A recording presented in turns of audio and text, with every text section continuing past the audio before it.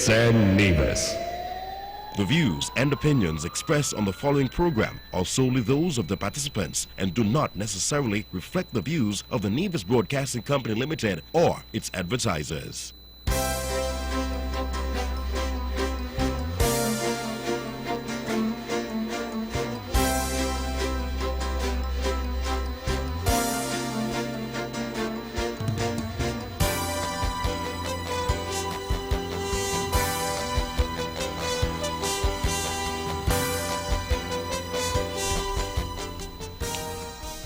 Good evening, ladies and gentlemen. Good evening to the listening public, the wonderful people here on the island of Nevis, those on the island of St. Kitts, those in the wider Caribbean, particularly the Eastern Caribbean, where we know we have lots of listeners in places like Antigua and Montserrat.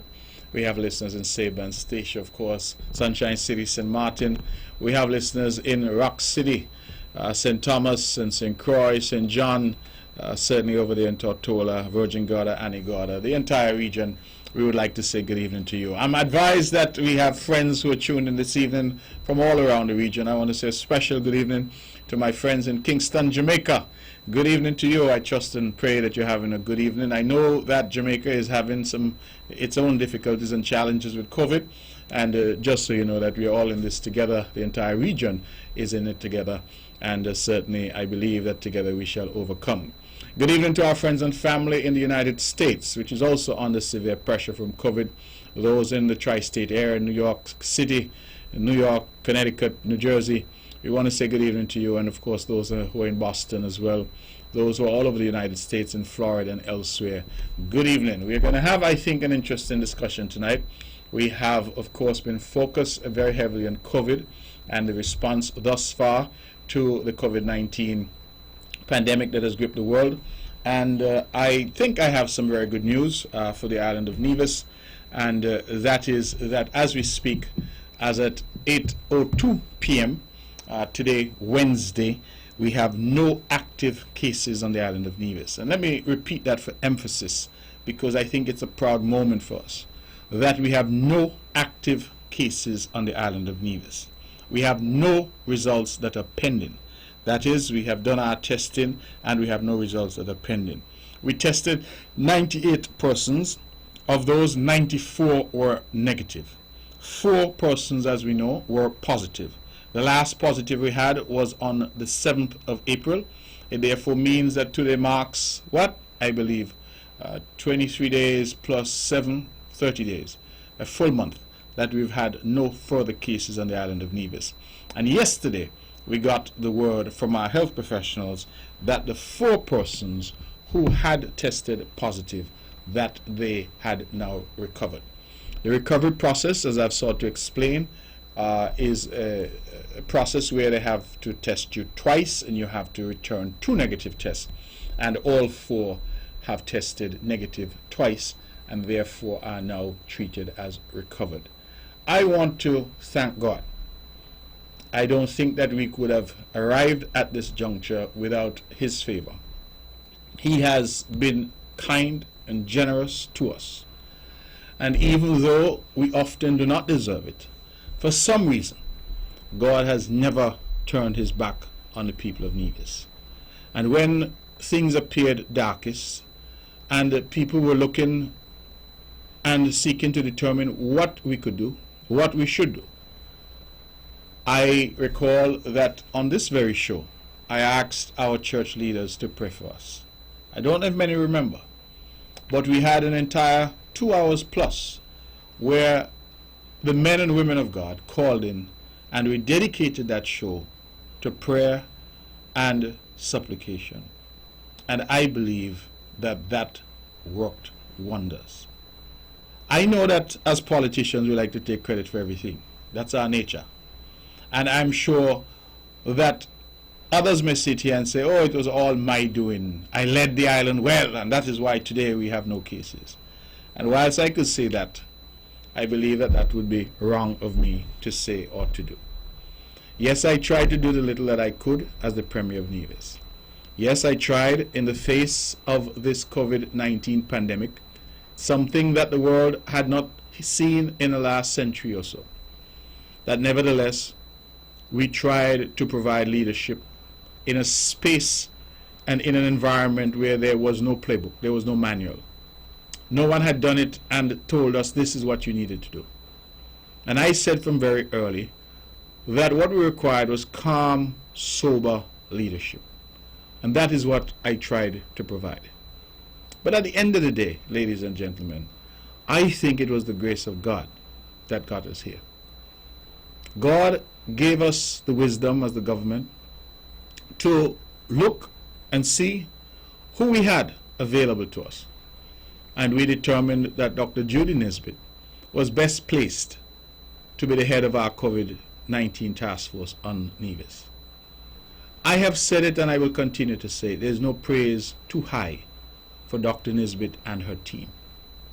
She has worked with a team. They have been at the EOC, the Emergency Operations Center, now since this crisis started. They have worked 2 shifts, 24 hours a day. And they have been there day and night ensuring that we are kept safe. I want to thank her. I want to thank the entire COVID-19 task force here in Nevis. I want to thank Dr. Laws and her team on St. Kitts. I want to thank the Prime Minister for his steady leadership. I want to thank our security forces and all those who have been on the front lines, those at NEVLEC and the Water Department, those who are going around. And just recently I got a commendation. Someone said the island, even through this crisis, is so clean because my good friend Andrew has ensured that the island continues to be clean. And I want to just commend the people at Solid Waste for the excellent work that they would have done. I want to commend those who have been working in our supermarkets, stacking the shelves. We know the difficulties that had been experienced, the rush sometimes for people to buy groceries. I want to thank those in the banks and the pharmacies, those people who have come out and been on the front line, our government workers in some departments who could not work from home because they were essential workers and so they were out. Those in, for example, the Department of Health, hospitals and nurses. I want to thank all of those who went above and beyond. Lastly, I want to thank the people of Nevis. This has been one of the most difficult experiences for all of us. It has forced us to stay at home, and that is not our nature. It has forced us to restrict our movement. Our fundamental right to freedom of movement was suspended because we were told to stay at home or else we would face criminal sanction under the law. And yes, it was hard. Some of our people were frustrated, some complained. But just tonight on the way here, another night of curfew, I remarked that we didn't see any cars on the road, that our people have in the main adhered to the requirements.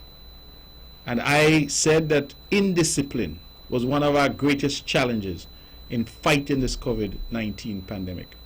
And I'm so proud of the Nevision people.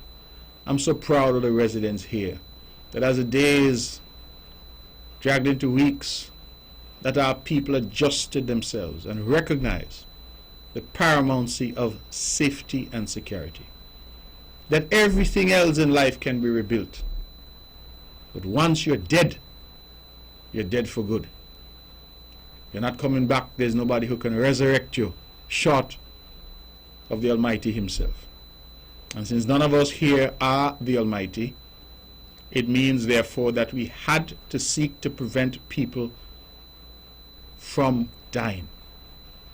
And it must, ladies and gentlemen, be a remarkable thing that for an island this small, we have now been able to say to each other, to the world, that we have no cases on the island of Nevis. And we are praying that it remains so. Now, those who know me know that I am the eternal optimist. And I have always been optimistic that we will get past this. But while I've been optimistic, I've also said that we must not let down our guard.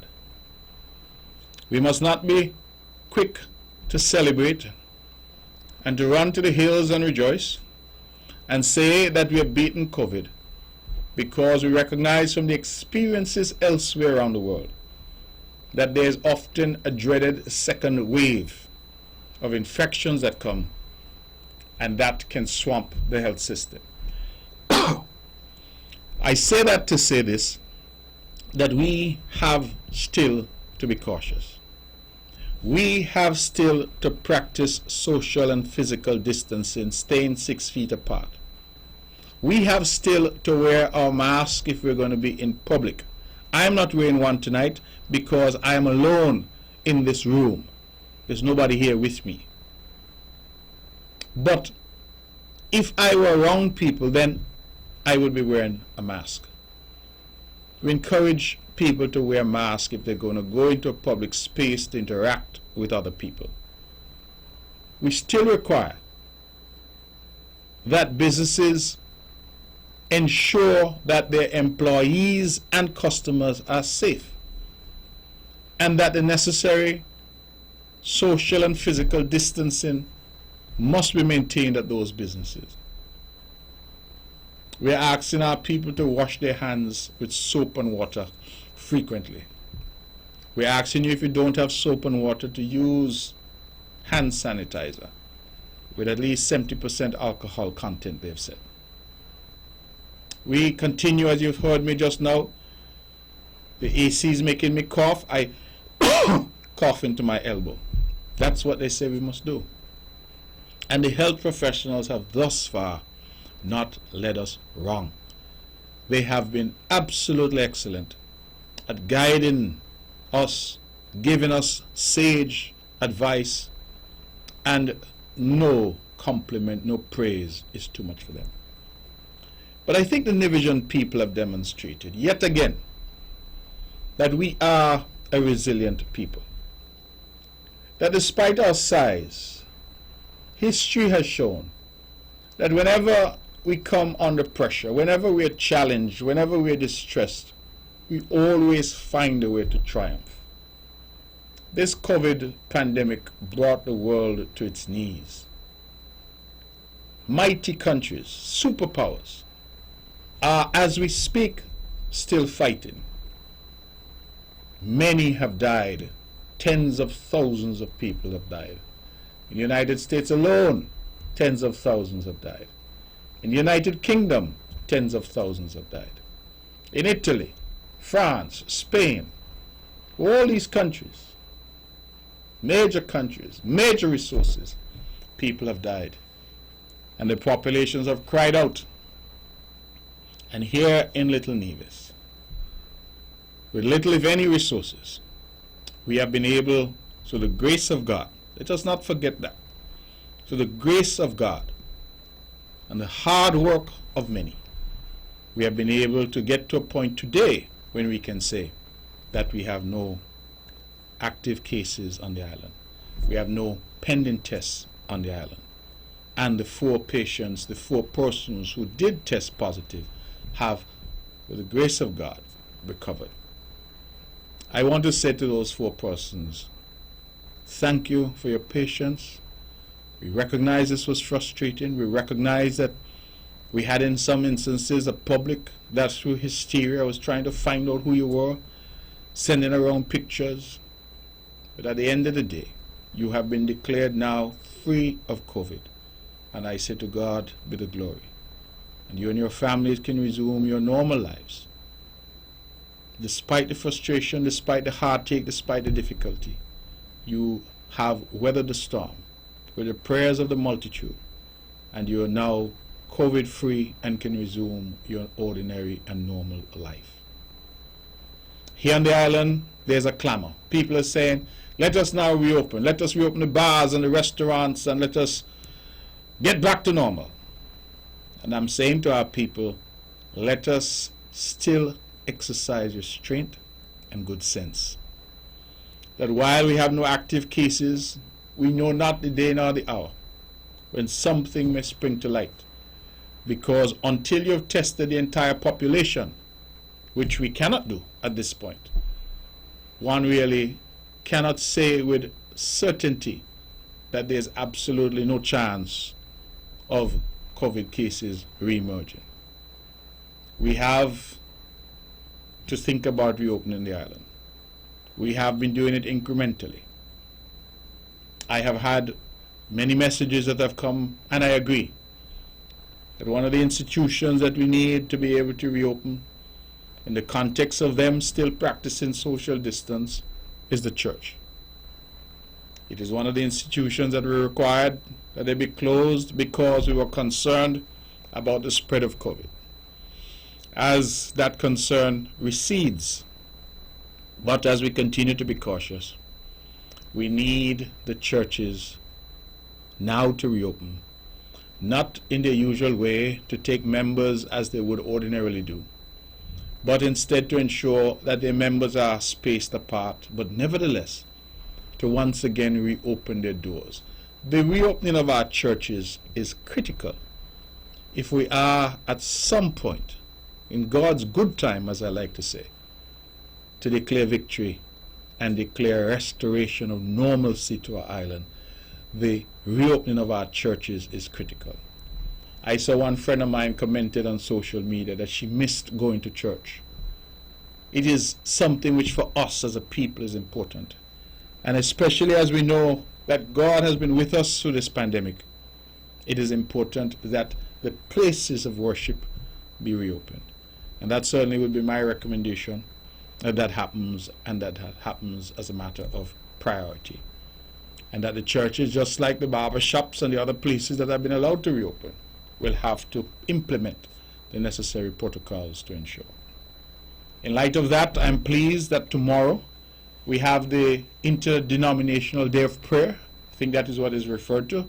I saw a note that came just this evening, and this is something we do each year, where we have a day of prayer. Ordinarily, the churches would be open and persons would be able to pop in, have a prayer said, say a prayer, and then go about their business. And the churches will do that and be open all day for purposes of prayer.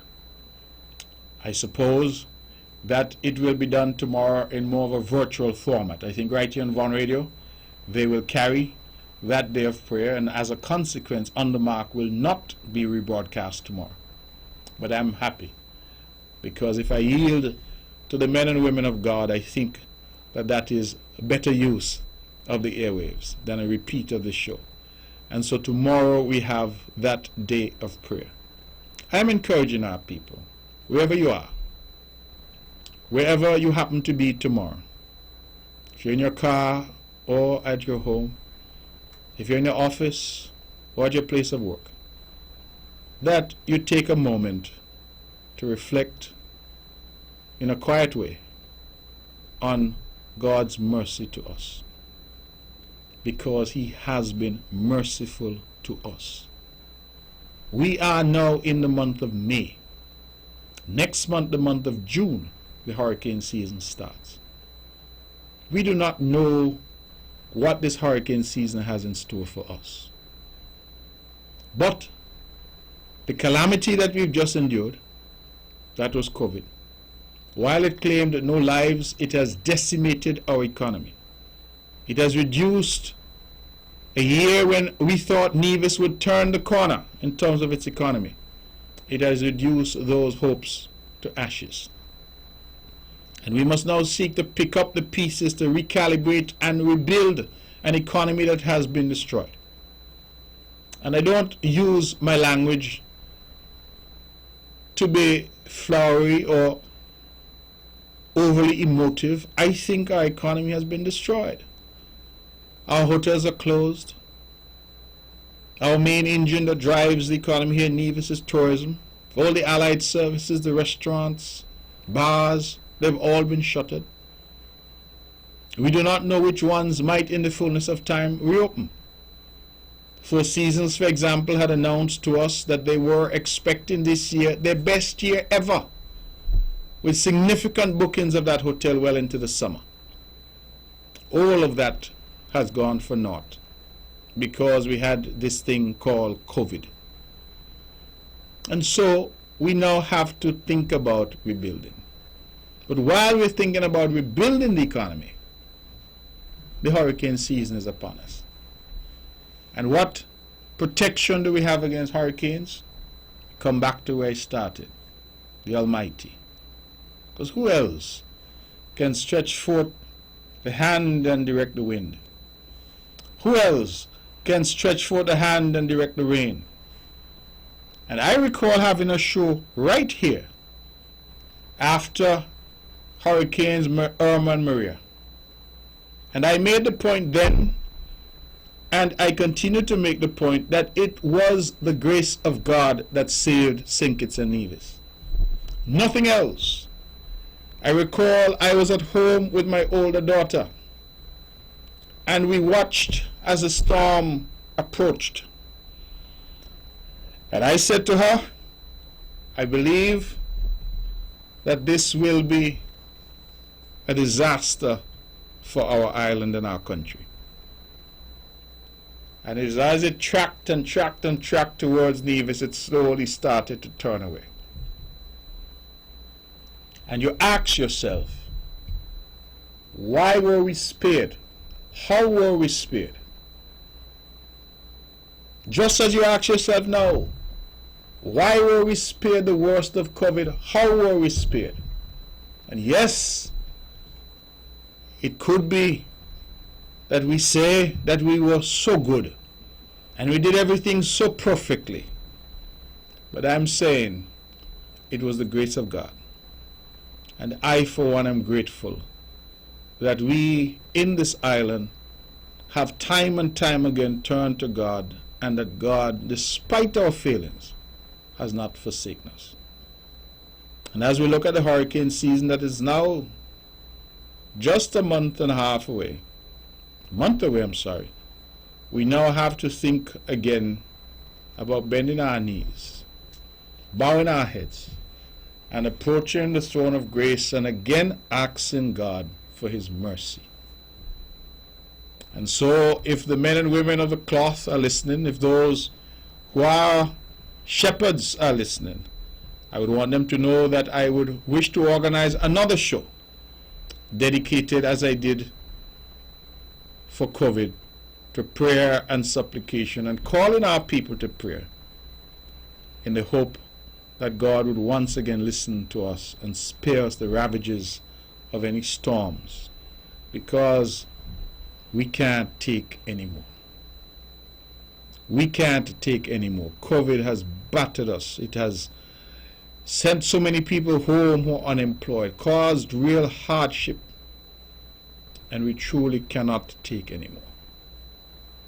So, the good news, no active cases, no tests that are pending, and these 4 beautiful human beings who confirmed cases have recovered. To God be the glory. Let us never tire in thanking him. The good news still, let us continue with the lessons learned. Let us continue to be cautious.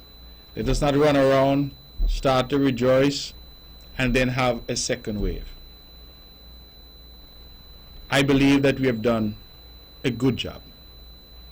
I believe that we've had the right people in the right positions who have done the right things.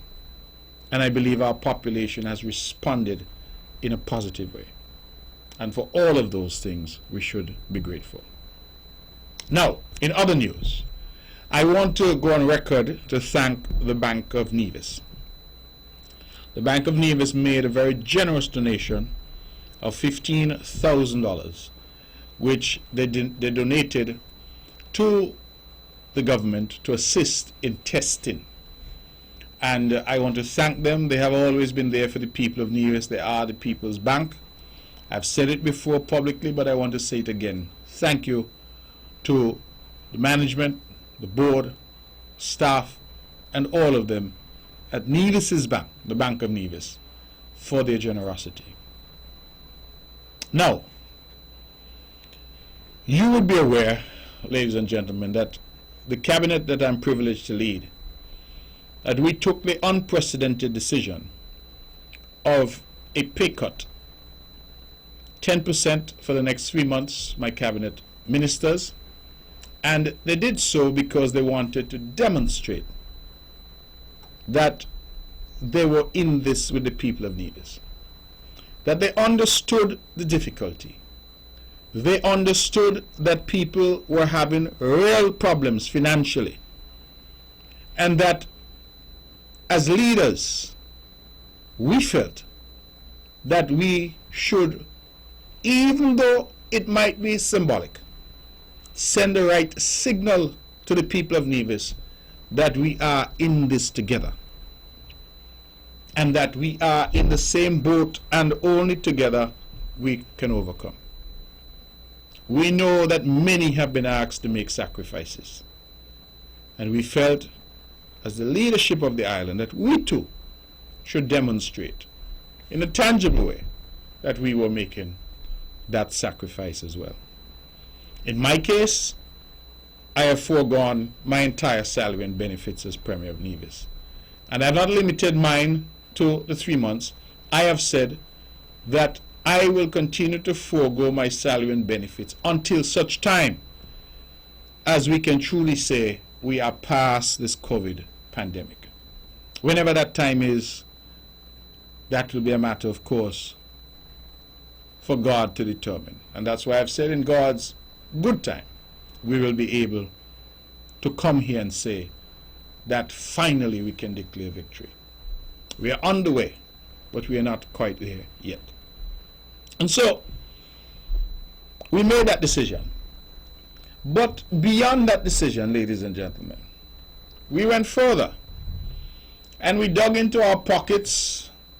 In the case of the ladies, perhaps I should say their pocketbooks. And we came up with a sum of $13,500. And we said that we will use that money to buy groceries for those persons and families in Nevis who were the most vulnerable, those who needed it most. I'm using that language on purpose, because while we all need and we all have suffered, some need it more than others. That is just a simple fact. And that is why I've said to our people, let us ensure that those who are most vulnerable, those who have no income, those who have no means of support or sustenance, those who have nowhere to buy food or to feed themselves and their families, let us ensure that we take care of those persons first. Our mantra was that no family in Nevis ought to go hungry during this COVID-19 pandemic. And so we came up with a sum of $13,500. But when we announced that, you know what happened? Members of the CCM party executive and supporters of the party and others, I don't know who they support Nevis, they have called and they have pledged. And today, ladies and gentlemen, I feel very proud, very, very proud, very pleased that we were able to benefit some 161 families across every parish, across every village, across every hill and valley of the island of Nevis. And that $13,500 that we started with grew to $24,150 worth of groceries that we were able to supply today. I feel very proud of that. I feel very proud because our ministers not only gave up salary, but they then put their hands in their pockets and said, we will contribute to providing groceries for people. And others were inspired to become a part of that. And so today, 161 families were able to receive each a voucher for $150 worth of groceries. And some may say, $150 can't buy enough groceries. Well, we actually got advice before we determined how much.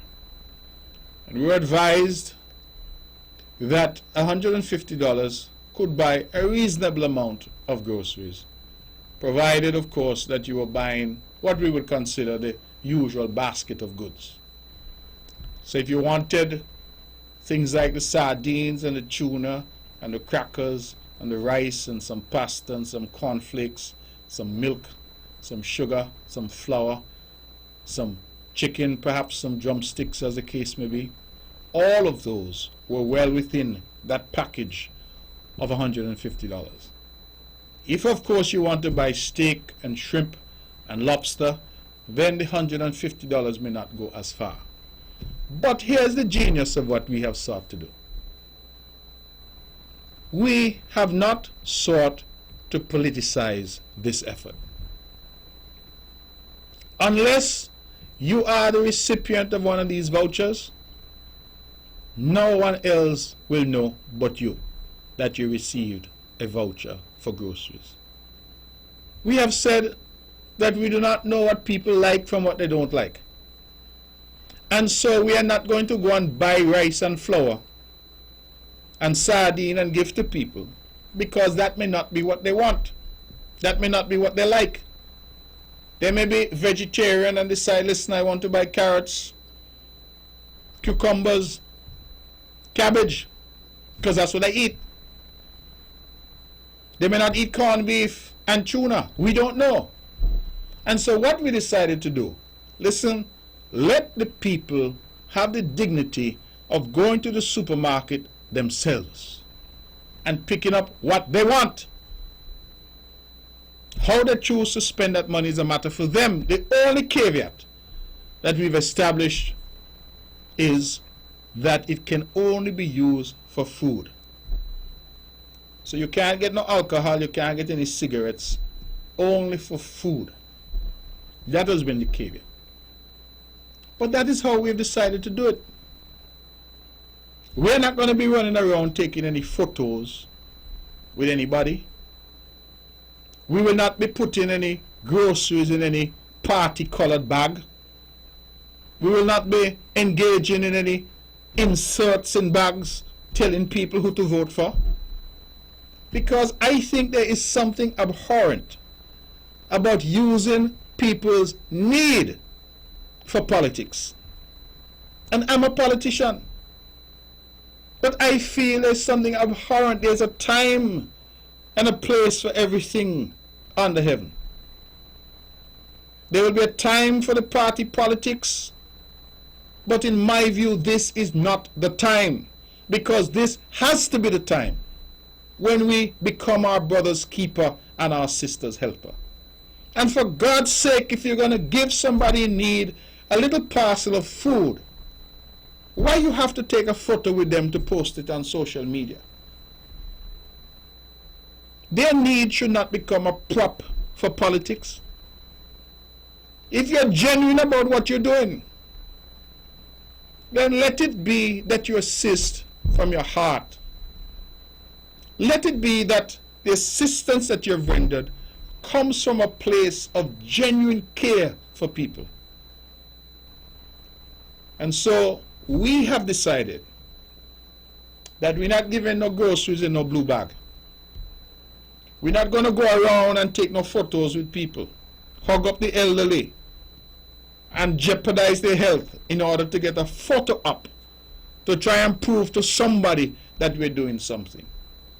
We feel that we ought to do what we're doing in a way that allows our people to have their dignity about them. And so those who are the beneficiaries, those 161 families from all over Nevis, all over, every parish has been touched, that those people can get whatever groceries they wish to buy with that money. And that will last, we hope, for as long as possible. And then guess what? Next month we have pledged $13,500 again. And the following month we have pledged $13,500 again. And we are hopeful that people, as they came on board this month, will come on board next month and the month after as well. You hear what I said? From 13,500, that became 24,000 because of the generosity of others. It was just, I believe, on Sunday, as I spoke about the program, that a well-known Mr. DuPont from St. Kitts called in and said that he was moved to the point where he would donate $5,000 to that program. And we said to him, thank you. We said to all the others, many who have donated anonymously, and have said they do not want their names called because they're giving again from the heart, that those people, we say thank you to them. And we are truly, truly grateful to them. That in this time, when our island needs us most, that there are people out there of goodwill, good character, and generous spirit who are reaching out and are saying that we are willing to assist, and we don't need any fanfare. We don't need any photo op. We don't need to tell people who to vote for. I got a call from a very dear friend of mine, and she said to me that she knew of someone who she thought would need some assistance. And I smiled to myself. She said, but the person is a strong NRP. And I said, well, what does that have to do with the food? Because whether you're NRP or CCM, you have to eat.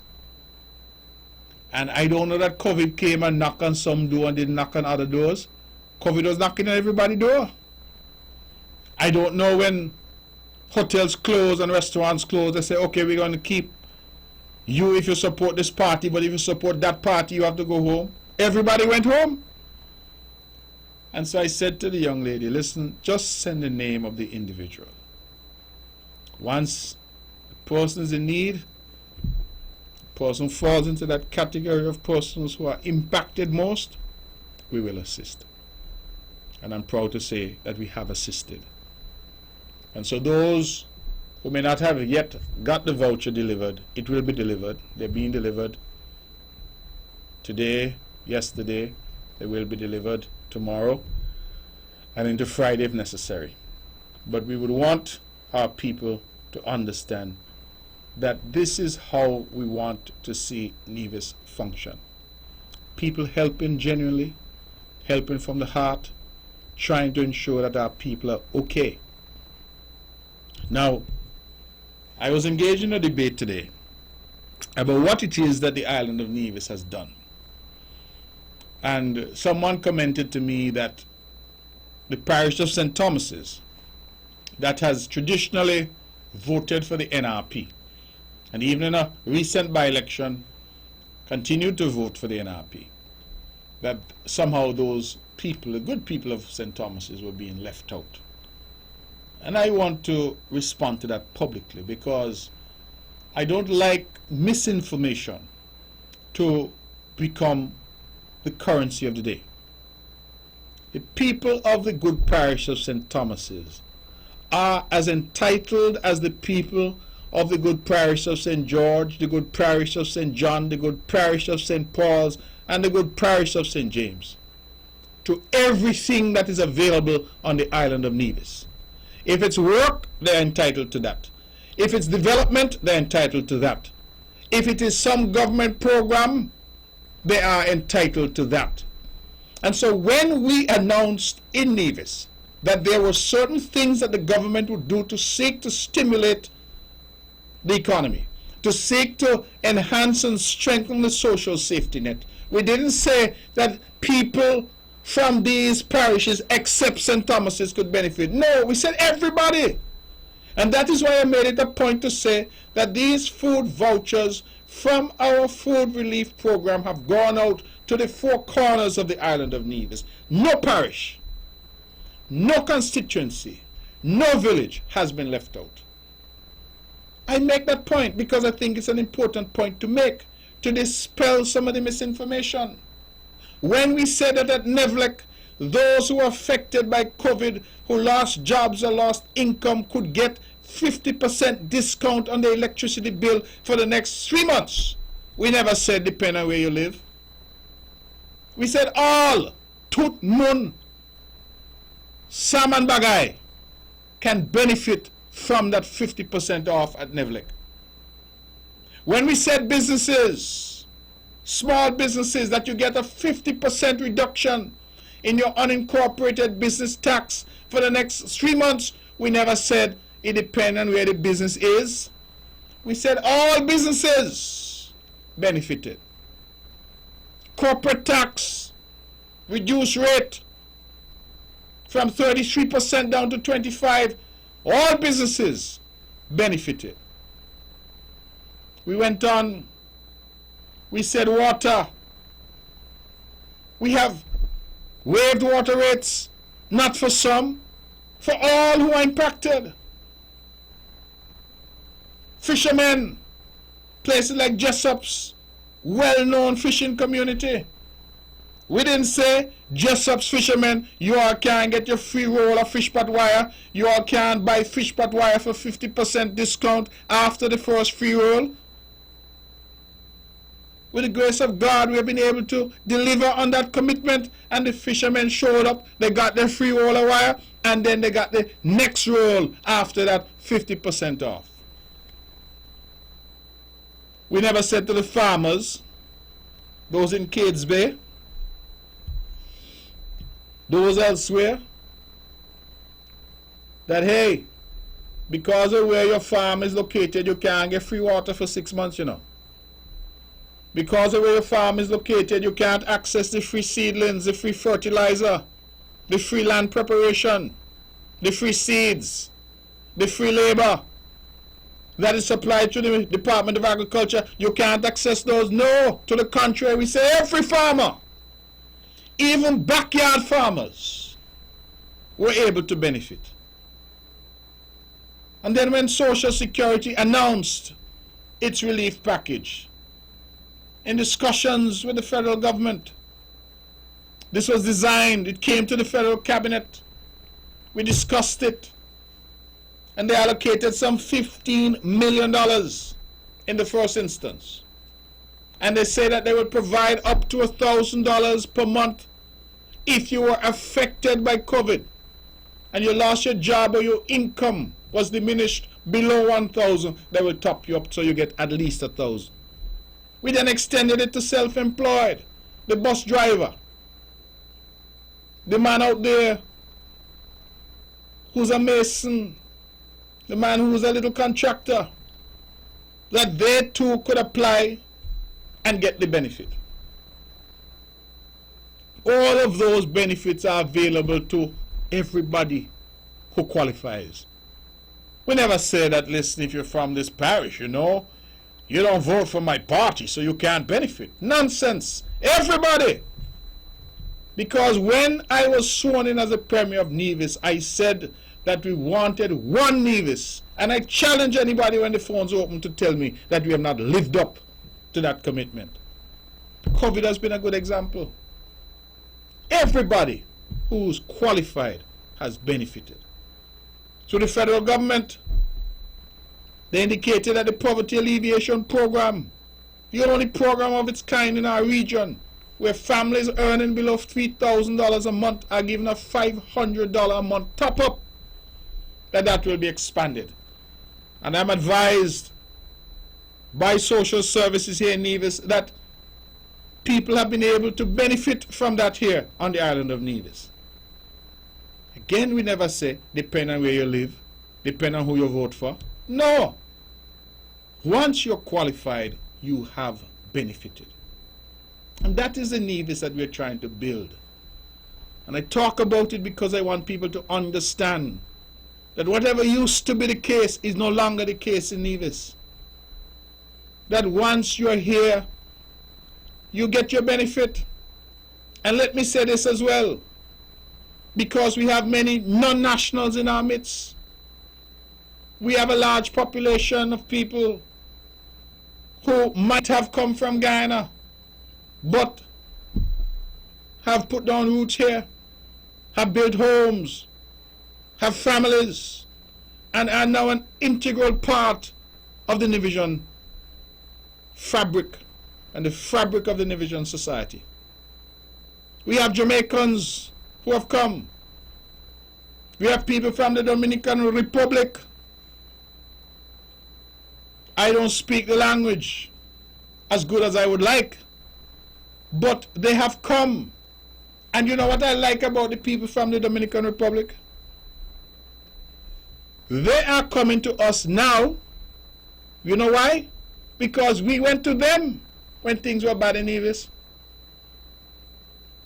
There's a place in the Dominican Republic called San Pedro de Macorís.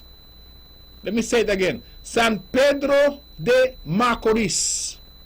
They say when you go there, it's pure Nivision down there. Because our forefathers went to the Dominican Republic to work. Things were hard in Nevis. And whilst they had children and they had families. And so a lot of the people who have now come to us are us. They are our people. So they can't be left out. No. Anybody who's on this island, I was so pleased the other day, my heart was full, that a group of Guyanese calling themselves Concerned Guyanese went out and bought a significant amount of groceries that they then went around and delivered throughout the island to people in need. No photo op. I didn't see them grinning and skinning with anybody. They went and did what they thought was right to benefit people. And I comment on that because, to my mind, it is significant that here is a community that has come to us, but is so committed to the island that they've adopted, that they would organize such a relief effort for people in need. And I said to the Guyanese community, the Jamaican community, the community from Santo Domingo, Dominican Republic, San Pedro de Macorís, you are here and we welcome you, and you are going to benefit from all that we have because you are contributing to building Nevis.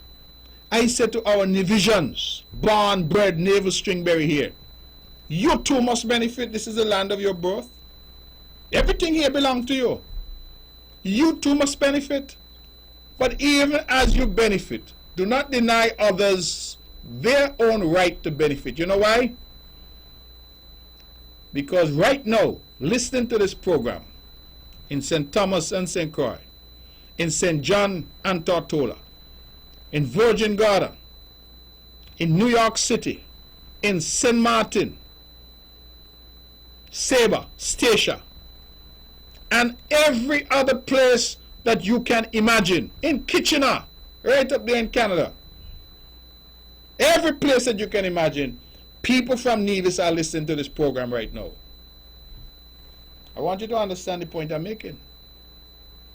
That every place that we can imagine on this planet Earth, our people are living and seeking to do what? Make a better life for themselves and help their family back home. No different to the Jamaican who's here now. What is he doing or she doing? Trying to make a better life and send a little money back to Mandeville, a little money back to Westmoreland, a little money back to, they call it St. Anne, Ocho Rios, up there in Montego Bay. That is what we have done, and that is what other people are now doing.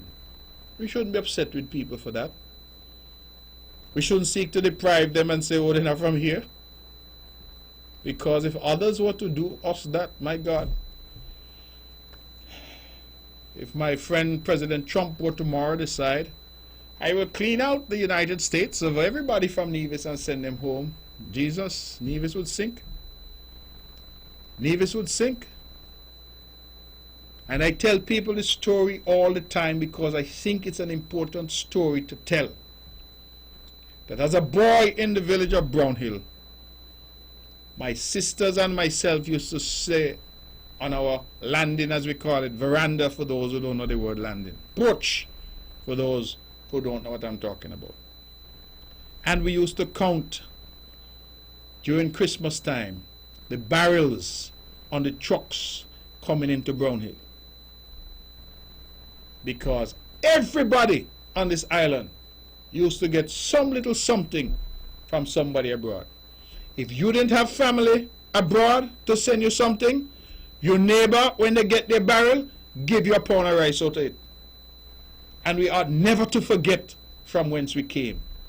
We ought never to forget what others would have done for us, and how little St. Martin and little Puerto Rico and little St. Thomas and St. Croix for many years fed us right here back home, because our people went there to make a life for themselves and to provide for us. I am a product of that. Every month, my father, Irvin Leonard Brantley of blessed memory, used to send that little check. And when we lived on Hanley's Road, we were poor people. Desperately poor. We didn't know it because everybody was just like us. But we used to go up to a shop, a man called Thompson. I used to say Mr. Thompson, and I used to call him OT.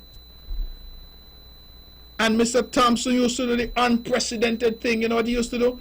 Give us groceries on credit. Well, you ever hear about such a thing? Give us food on credit. He had a little book. And when my mother sent me, get a half a pound of flour, this or that, and he write it down. And then each month, as my father sent that little check, and my mother changed that little check, we went and paid Mr. Thompson and paid everybody else we had trust from for the month. That is how we survived. I am not so old. I think the last time I checked, I was about 51. So that has really been our experience here. There was a lady from Government Road of blessed memory, one of the kindest persons that I have ever met in my lifetime. A lady called Tiny Drew. And I remember her because she used to make clothes. And again, we had to wear uniform to school, but my mother don't have no money to buy uniform. And Miss Drew was a seamstress, used to come with a suitcase on her head, with a little khaki short pants and a little blue shirt and thing that we need to go to school. We don't have no money to buy it. You know what Miss Drew used to do? Say, it's all right, Vicky. That was my mother. Take the thing, and when you get the money, you pay me. Imagine, she, a poor woman herself, used to trust us clothes so that we could go to school. That was our experience. So sometimes when I hear some people talking as if we're rich now, we ain't got no use for nobody now. And I said, well, have we forgotten where we've come from? We can't forget. We cannot forget. And that is why we must treat people with dignity. We must always treat people with dignity. Now, normally, ladies and gentlemen, at the top of the show, I would spend a little time to give greetings, and this show has become an important institution now in the life and times of our little island. And so I also use it to extend condolences, congratulations, whatever it may be. I reflect that this morning I woke up and I was in a very good mood. I recognize that today we were handing out our vouchers for the grocery relief program, and I felt very motivated, very positive. And then my phone rang.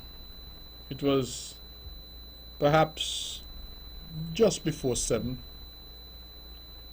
and the bearer of bad news was on the line to say that a lady that I've known all my life had passed away.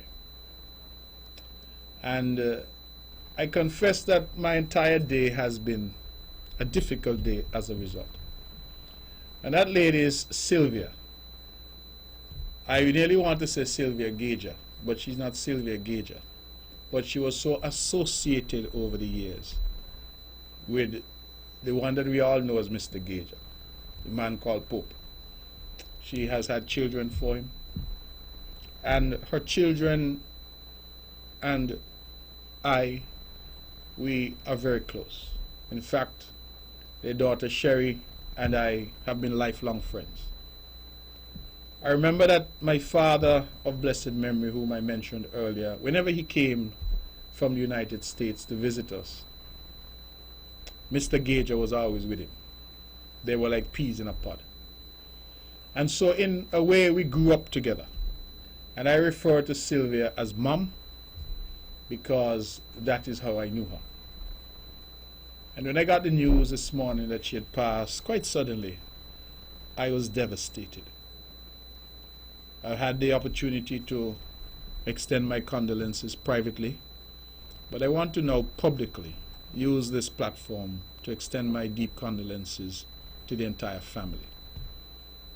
To Mr. Gager, to Sherry, Jackie, I know there's a sister in St. Kitts as well, to AJ, to the entire family. I really want to extend my condolences on behalf of all of us here at Von Radio, on behalf of all of us here on The Mark, on behalf of my own family. This lady called Sylvia was a gem. She was a beautiful, beautiful woman, a beautiful human being. And I know she will be missed. She'll be missed by me because I called her Mom, but because she was such a special person. And I know she'll be missed by her family, particularly Sherry, my dear friend, because wherever you saw Mom, you saw Sherry. In fact, I reflected tonight on my way here that in all of Sherry's years, she has never been away from Mom, except for a short time when she went to do her studies. And I have been there for the entire time, so I believe I feel comfortable and competent enough to speak. And so, to the entire family, I want to extend our very deep condolences. Nevis has lost a gem of a human being today. And I really, really feel saddened that Sylvia was taken from us in such a sudden fashion. And so, please accept our condolences, our heartfelt sympathies, and may the prayers of the multitude comfort you in this your hour of bereavement. Having lost both of my parents, I can tell you that nobody can tell you they understand how you feel, because everybody grieves differently.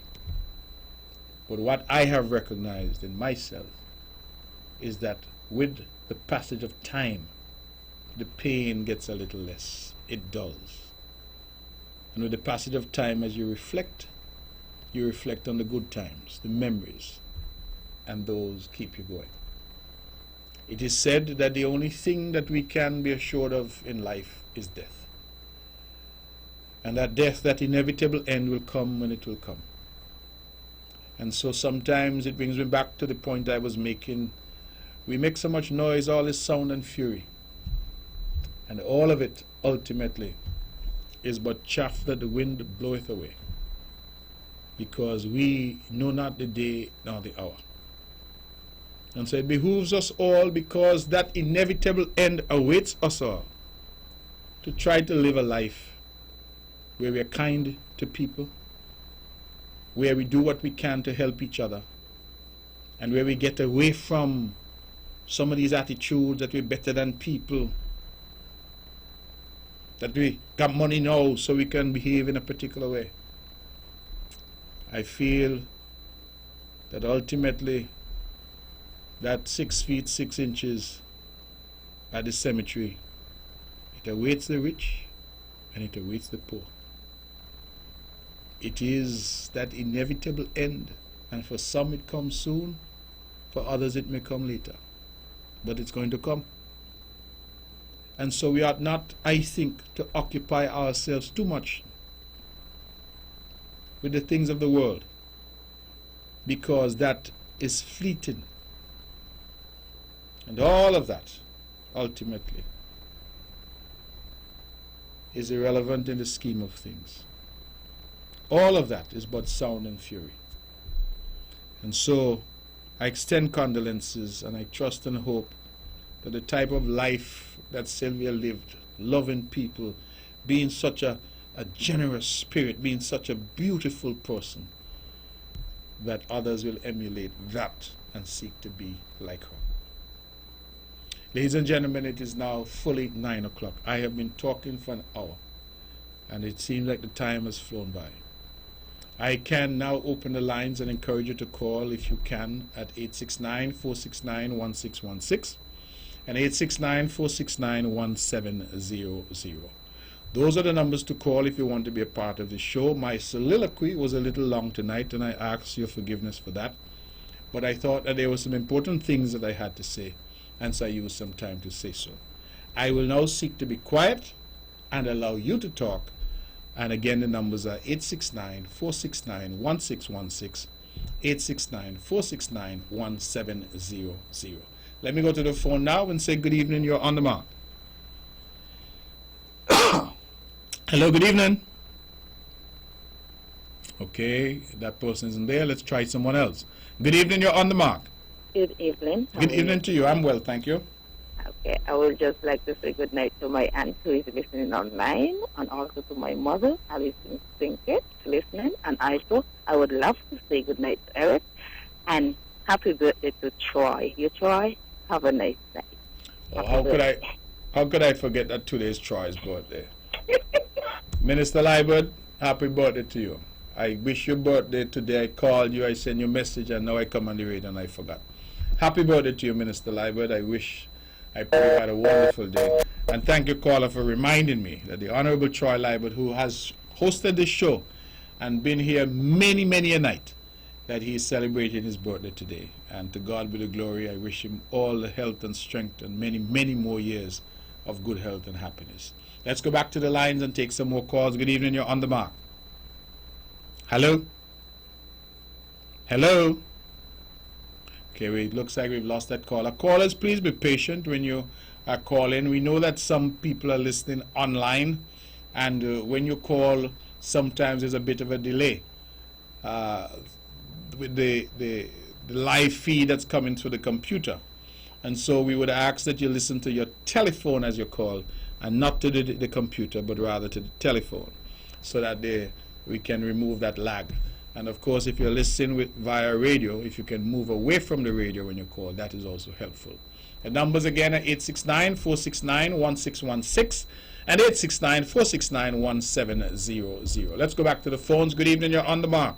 Hi, good evening. Good evening to you. I too would like to add my 2 cents piece on Sherry's mom. She was such a gem. Everything you said about her is true.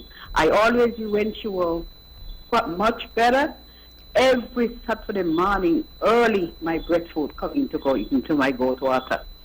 She was a very nice woman. And Sherry and the other family, this is Rodney. My sympathy to you, darling.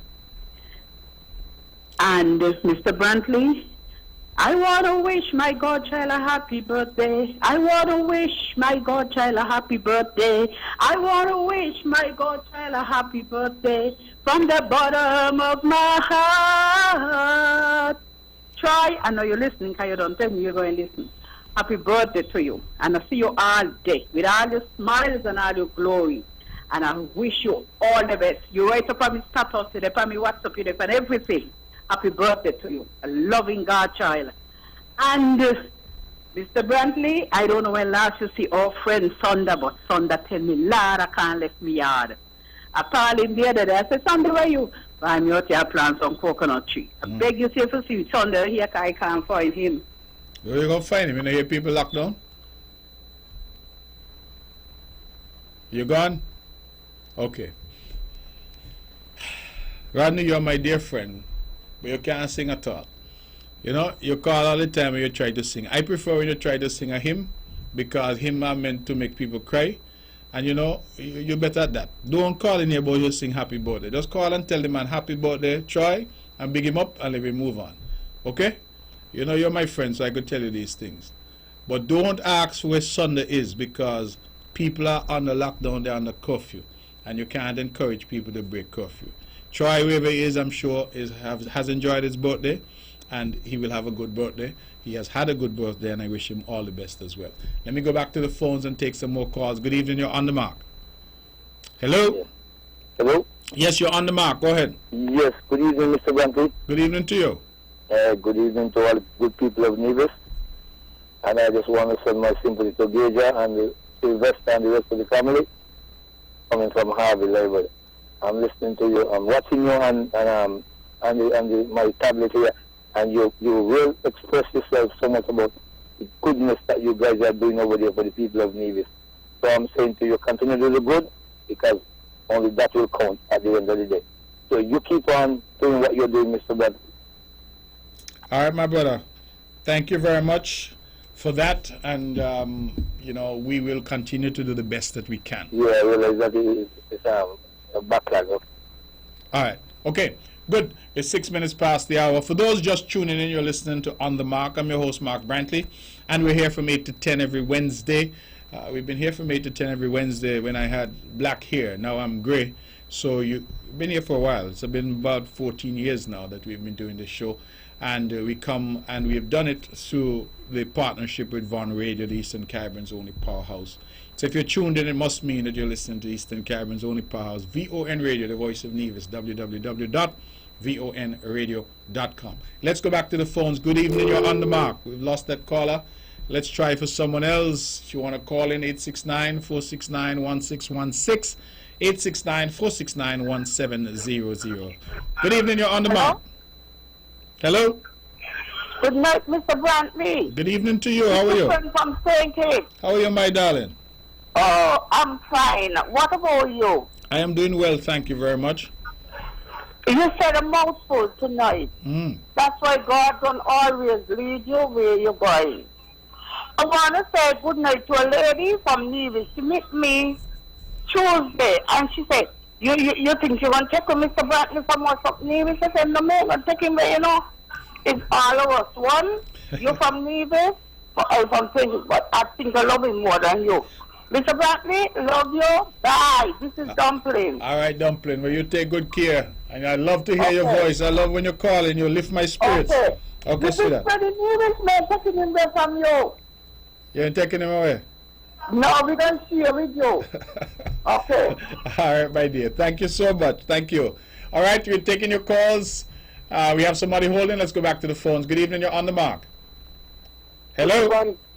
Premier Brantley, good night. Good night to you. Let me give you a local sign make call from Montserrat. You're calling from Montserrat? Yeah. All right, my brother. Welcome. How are things in Montserrat? Quiet. Okay, you all are still on the lockdown curfew and thing? A little bit, but still on the shutdown. Okay, all right. What's happening? And the lady that sings just now, that was the original, and I enjoy it. You enjoy the singing or the song? The singing and the song, it was the original. Alright, sir. And to Mr. Honorable Chai Libert, he is sharing my month. And he is also celebrating with my second mom. So and most of my family is in this month. So good. No wonder why Chai is. And let me describe one word for Chai. One upright and forceful and a good guy. Yes. And Mr. Brantley, you got plenty fans up here. The matter of fact, let me even tell you face to face, the people of Montserrat tell me anytime I call down St. Kitts Nevis, do not interfere with two individuals. Mark Brantley and Ian Patches Libert, otherwise they deport me out of Montserrat. So, yes, and they will deport you? They will deport me, and anytime you get deported from your own country, you're no problem. Yes, you're in big problems with you. Right. So, anyway, say good night to one lady up in there, Sissy. Sissy? Sissy. Okay. In Montserrat? In Montserrat, yeah. Okay, so you say her name is Cecile? Sissy. Sissy. Sissy, yeah. Okay, well, good evening to Cecile. Where in Montserrat is she? Davy Hill, Montserrat. Where? Dave Hill? Davy Hill, yeah. Okay, all right. Good. I have not been to Montserrat in many years. I really do need to come back. Yeah, Sissy radio pick on Vaughn. Hmm. So she had to listen to ZJB.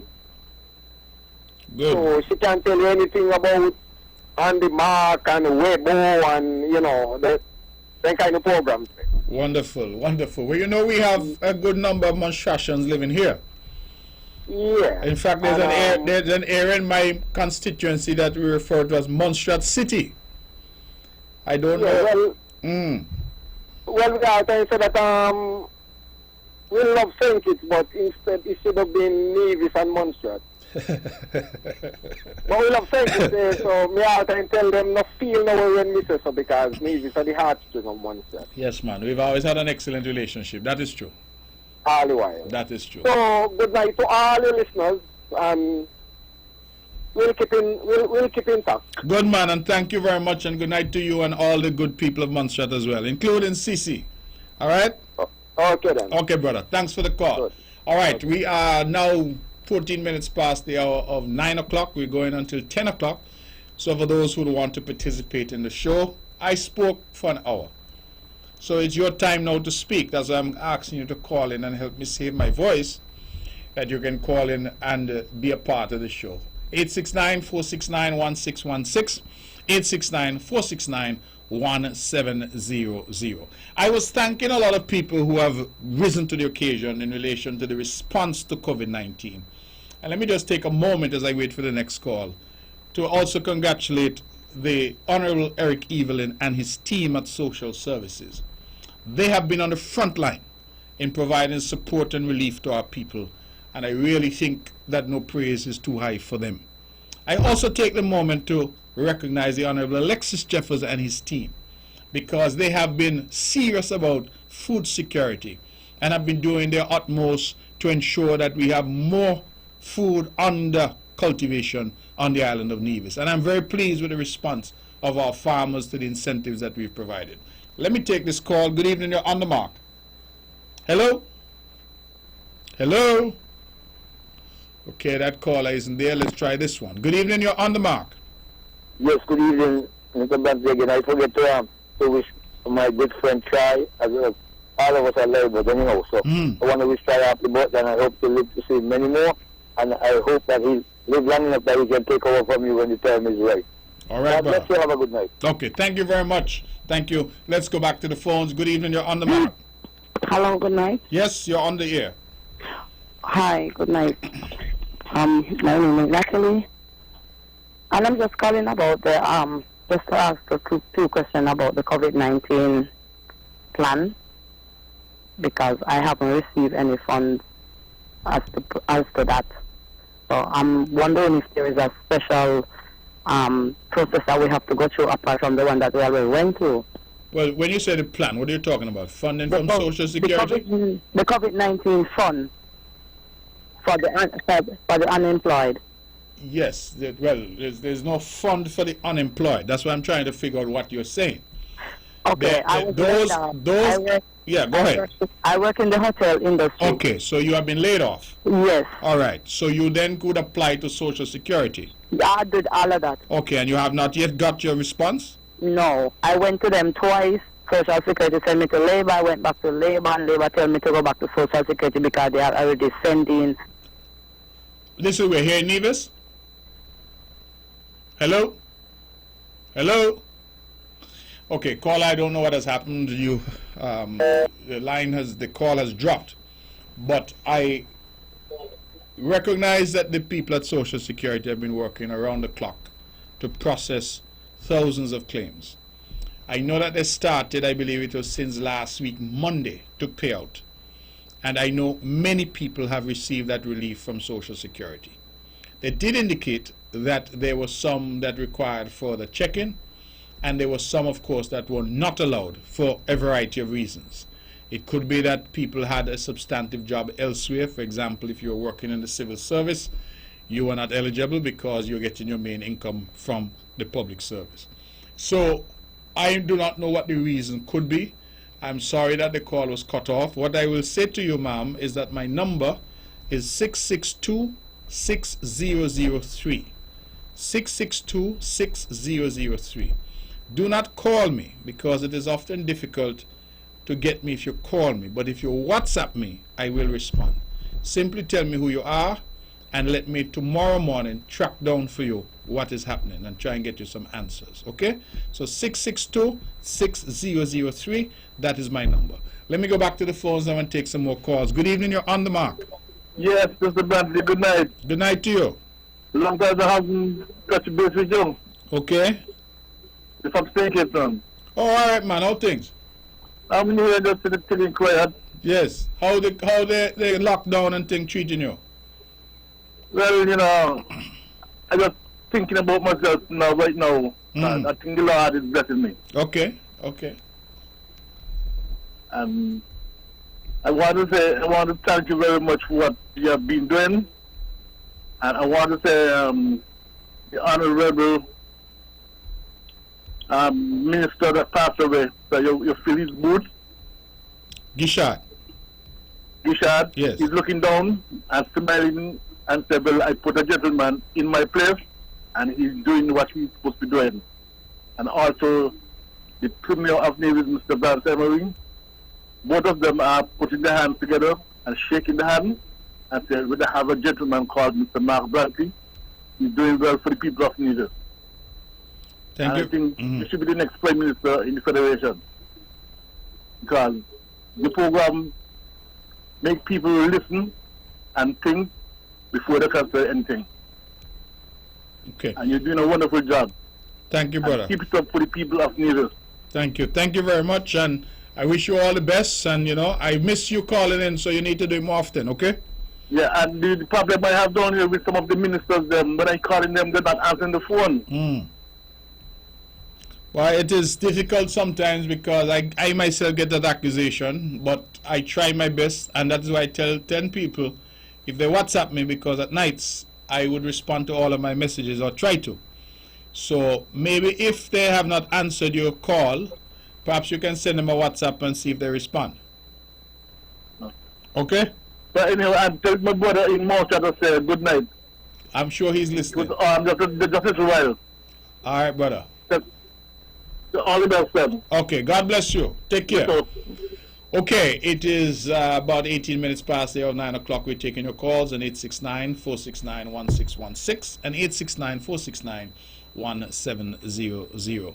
I also wanted to extend my warm appreciation to the Junior Minister in the Ministry of Education, the Honorable Troy Liward, and his team, Permanent Secretary, PEO, and all of those. Why? Because it's been a very, very difficult time. Of course, schools are still closed. I think it is clear that schools are not going to be reopened until we get the all clear from our health officials, because schools by their nature are places where large groups of vulnerable people, children, gather. It's difficult to tell children to social distance, because when they're young like that, they want to play with their friends, they want to run around the yard. It's really tough. And so the wise decision, in my view, that was taken was to delay the opening of schools and to await the all clear from our health professionals. That has really introduced an entirely new paradigm. And what we have now seen is that schools now and students are required to learn online through virtual platforms. We have this Flow platform that has been created, and that platform is what is being utilized, and students need to go online. They interact with teachers, the parents are part of that process as well, and I believe that the people in education have been seeking their best to disseminate information so that no child is left behind. No child from primary all the way to secondary is going to have any devaluation in the quality of the education that they get in.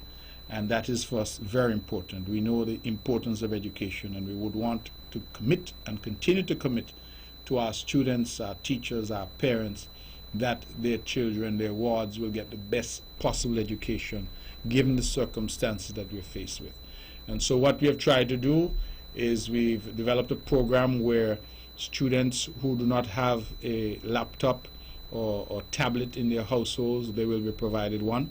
And households that do not have internet access, the government will provide internet access for those households so that every child will be included. And we would have done the surveys prior, and so we know exactly who needs what, and that will be provided as we move forward. So I want to thank the team for the work that they've been doing. And lastly, let me go to the phones then. Let me take this call. Good evening, you're on the mark. Hello?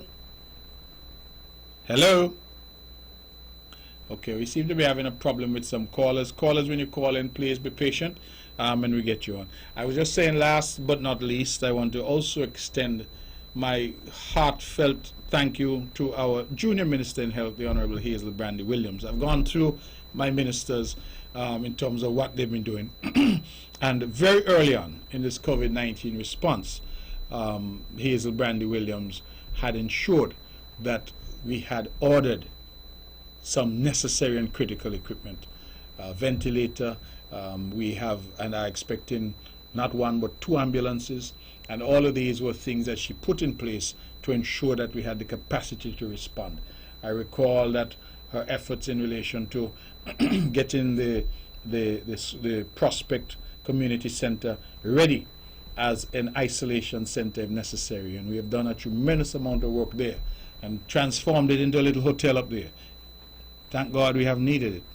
I pray to God we will not need it, but preparation, preparation, preparation. We prayed for the best, but we prepared for the worst. And I believe that those efforts must be commended. So I've gone through my ministers because I think the entire cabinet would have really risen to the occasion and performed well. All the permanent secretaries, they have a permanent secretary chat, and they have been engaged and engaged fully. I would like to take the moment to remind our public servants that this week our senior public servants and department heads were required to come out, and we expect that by next week, Monday, God willing, all public servants will have to report to work. People have been asking the question, a very legitimate question: what happens to public servants who have young children who should be in daycare, but all the daycare centers are closed? And I have said that we answered that very early o'clock. We said that if you have young children in daycare, you must stay home and take care of your children. That this government is going to ensure that we stand with you and beside you throughout this pandemic. However, we are asking that you speak to your department head or your supervisor and get the necessary permission from them.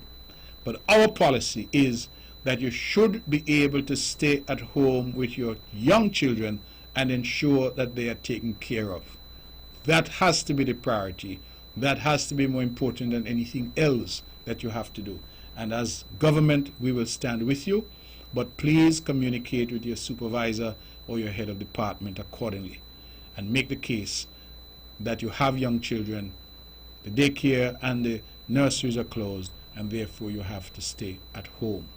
So we are here with you, we will support you, but you have to go in and you have to speak to your supervisor or head of department as the case may be.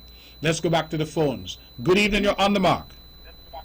Good night to the Honorable Mark Brantley. Good night. Good night to you. How are you? Oh, not too bad, man. I'm here hanging in, just listening to the program as usual. Good, brother. Thank you very much. You're always contributing. I'm very grateful for that. Yes, Mark, yeah. Mark, I just want to commend you and the administration. You are putting up a good fight to the COVID-19. And I just want to commend the federal government once more again. We're getting out of that. We're getting there. Mm-hmm. And, brother, will we continue to pray and do what we got to do? Yes. Because the most important thing in life right now, that is life. And if we don't try to protect our life, Mm-hmm. in any manner we can do it, I do not think nobody could do it first. Because people out there who we're supposed to look for help from, them out there must in distress on us with this coronavirus. And I just want the good people of this federation and this good government, you understand, to continue to keep our border closed until everything over. Because I listen to all kind of things on social media, people asking me questions about when they have the brief in the afternoon time, that if it's true the border going to open soon and American airline will come in with this and come in with that. You understand? The most important thing, if the airline could open for a charter jet to bring our students them back here in St. Kitts, I ain't seen a problem with that. Because we got to look for our students, our children out there. Because we won't let them see them out there suffering. But Brother Mark, I want to ask the question. How is that to be in Nevis? Like the children them doing the virtual teaching online now? The virtual teaching online?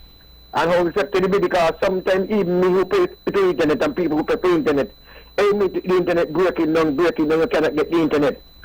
So I want to know how is that to be? If the teachers them getting the thing done, and the children them getting their learning, how they're supposed to get it online.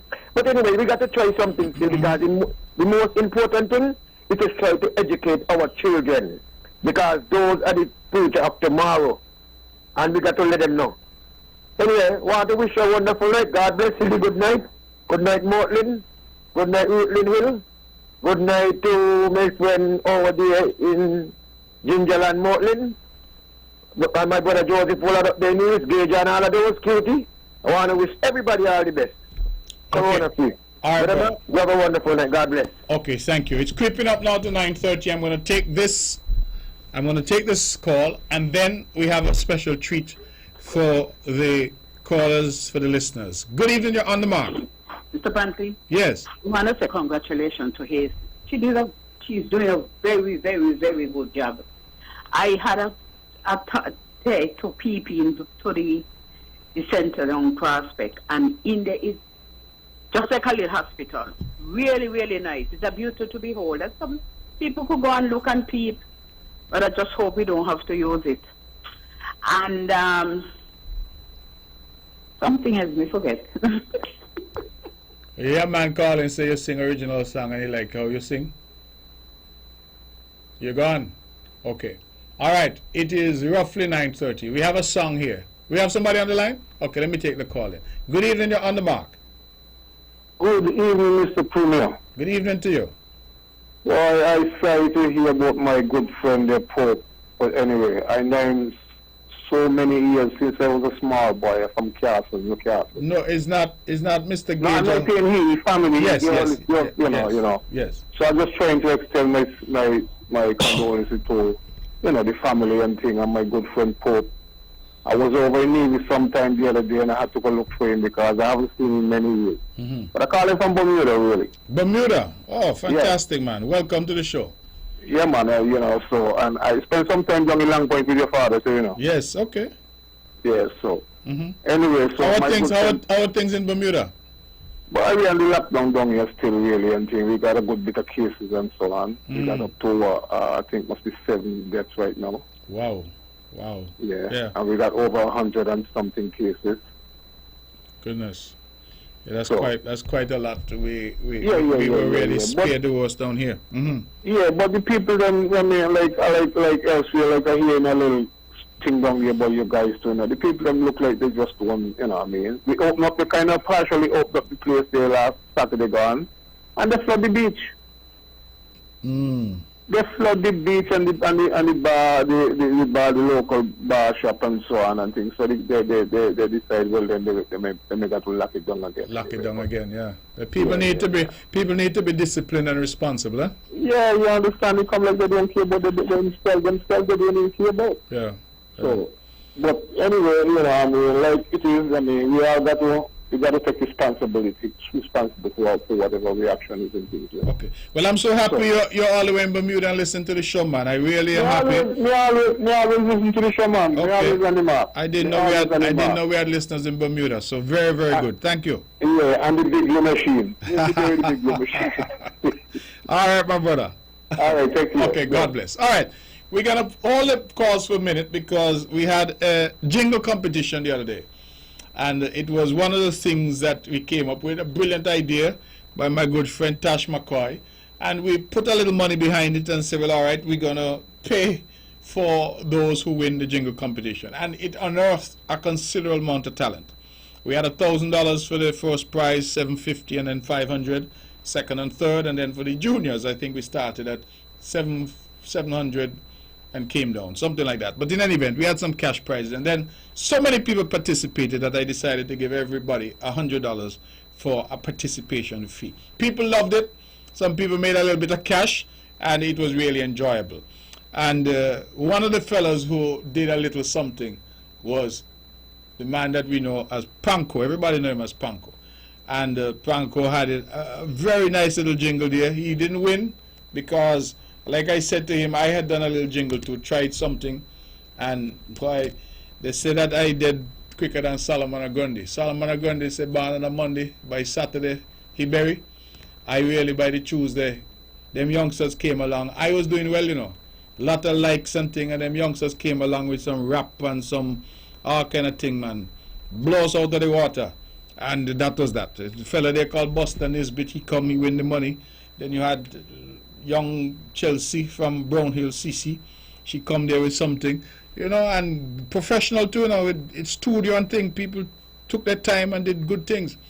Long and short of it is that poor Panko and me end up in the same Dunga Britannic, you know, wipe out. So Panko decided he's going to do something special, and he has a brand new track, and he asks us to release it tonight. So let's give a listen. This is a man called Earl Hanley, Panko Hanley. Let's hear what he has to sing to us tonight.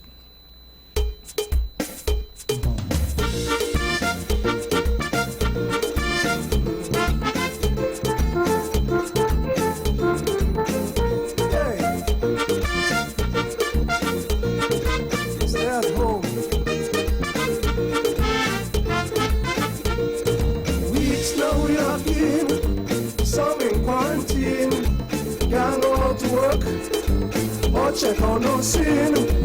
It's gonna tell you that everybody, only family, social distance is key. They got me lucky day and night. I had a custom, I pitch in a tantrum. They got me lucky day and night. Hiding from corona, we staying out of sight. I don't care what them Chinese say. I'm washing my hands and staying out the way. I fear these games they play. They launch a play to wreck the economy.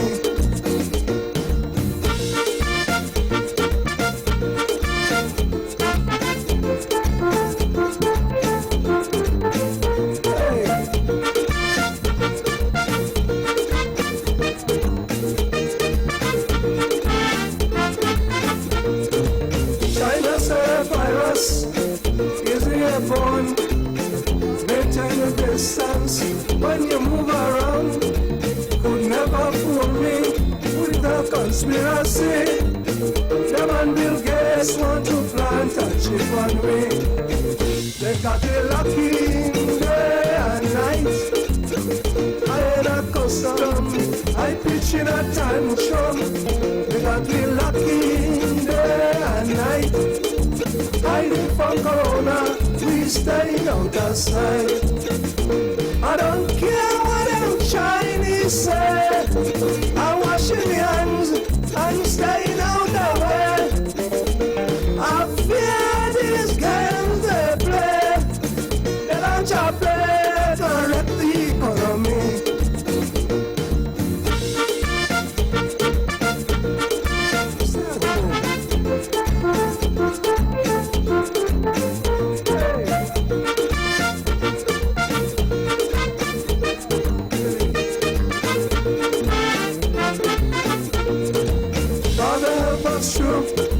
This calamity, we have faith in you as the Almighty. Then here comes 5G to radiate me, while they vaccinate some people like chimpanzee. They got me lucky day and night. I had a custom, I pitch in a tantrum. They got me lucky day staying out of sight. I don't care what them Chinese say. I'm washing my hands and staying out the way. I fear these games they play. They launch a play to wreck the economy.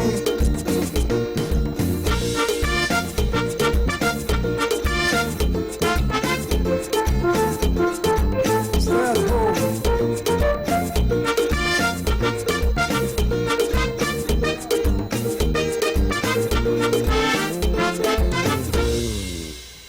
Okay, ladies and gentlemen, there you have it, a brand new track only here on the mark. The man Panko Earl Hanley doing a little something there about Corona and staying at home.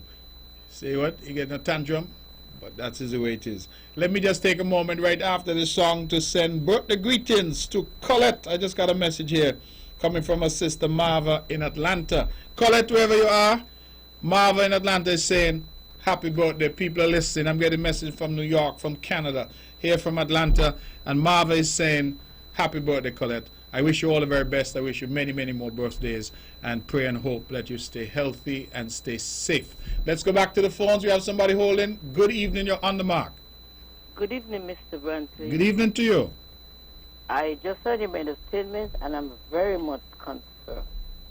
Of the 30-plus students I have, about 5 work for government. Persons are having concern are the private providers. Apparently, it seems school not going to be open until September.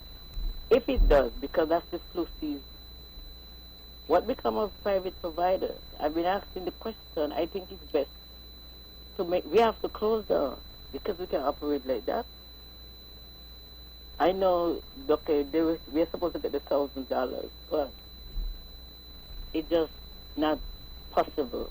Persons don't want to seem ungrateful or anything, but something that just not practical. Mm-hmm. I've been asking the question. I didn't want to ask it on the radio. I'm asking everybody, asking education, and persons just passing the buck. But the reality is, I'm looking, you're getting $3,000 per month in the first instance, and maybe I heard something about top-up too, so you're not even sure if you're getting the $1,000 if you're already getting benefits. And then to look at you're living from now for the next 5 months, that's reality. So I think we need to do some survey about how many private persons have young babies or something like that. Trust me, I'm very concerned. Okay, well, Parents are asking me what do they do with the children. They work at Rams, Best Buy, and places like that. We persons have to work. $1,000 is some persons' rent per month. They don't have another place to live. I am giving my children, because I have stuff which I get, I'm sharing. I'm giving my children work to do. Children, preschoolers, you can tell them what's the TV every day. So I'm giving them little hands-on and craft things to make and things like that, okay? I'm doing it without getting resources. I'm not complaining. I'm giving back how I can. But we need to know if we are being reopened, we need to look okay. at the job, close on the business. Okay, That's well, my concern. all right. Well, I hear your concern, and you say people are passing the buck. I don't know if it's passing the buck. It's really that people don't have an answer for you. We don't have an answer because up to yesterday, we still had 4 cases of COVID in Nevis. Yesterday, we got the all clear that those 4 had recovered, and thank God we have no test pending, and therefore we can say today that we have no COVID cases in Nevis. But tomorrow or the next day, we may get a case or 2 again.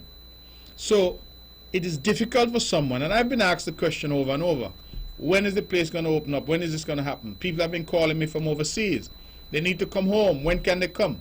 And I've been saying, listen, we just have to take it a day at a time. So I'm not trying to minimize your concern, because your concern is legitimate. But I'm saying to you that if it is that you're not getting an answer about when we will reopen, it is not meant to be in any way disassembling. It is rather a situation where we genuinely cannot say at this point. We are making progress. What was a little flicker of light at the end of the tunnel is now becoming brighter every day. And every day we go where we have no confirmed cases, we can relax a bit more that we have not had any community spread, and therefore we can say to the world that we are COVID-free. Once we get to that stage, then obviously everything else can reopen. I do not share your view that it goes all the way to September.